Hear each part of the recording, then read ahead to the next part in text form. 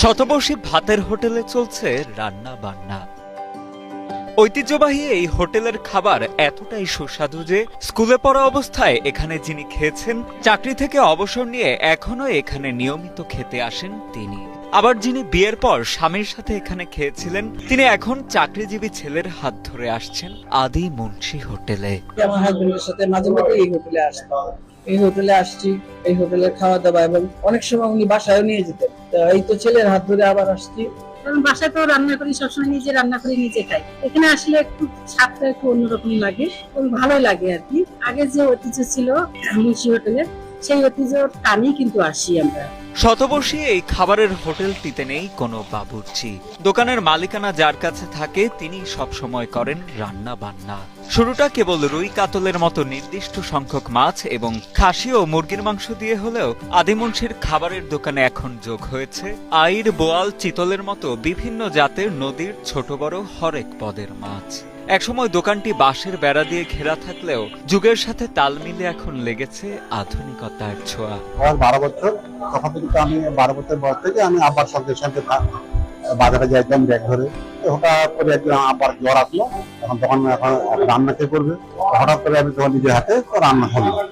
ওইদিকে আরো লোক বলে হাতে রান্নাটা আরো ভালো হবে।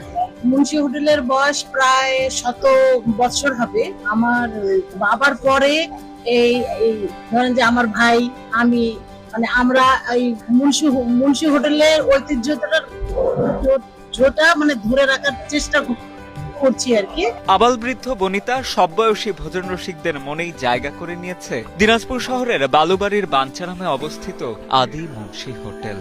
যুগের পর যুগ ধরে গৌরবের সাথে ব্যবসা পরিচালনা করে যাচ্ছে শতবর্ষী খাবারের দোকানটি।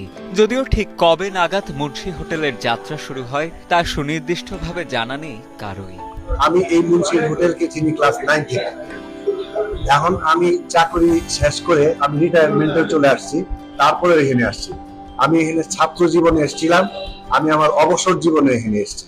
জানা যায় ছোট্ট একটি দোকানে বাবার সাথে ব্যবসা শুরু করেছিলেন মফিজউদ্দিন মুন্সি। 104 বছর বয়সে বাবার মৃত্যু হলে মফিজউদ্দিন বাবার ব্যবসা বুঝে নেন।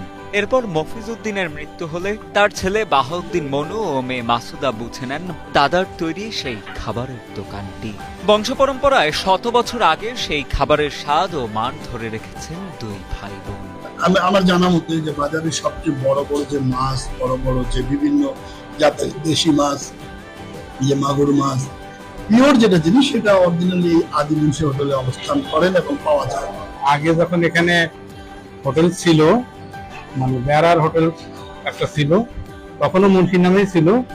তা আমরা এখানে খাইতাম, ওই স্বাদটা এখনো আমরা পাই। শতবর্ষী এই খাবারের দোকানে আগত ভোজন রসিকেরা জানান, পুরনো ক্রেতাদের পাশাপাশি দোকানটিতে নতুন ক্রেতাদের উপচে পড়া ভিড়ও দেখা যায় সবসময়।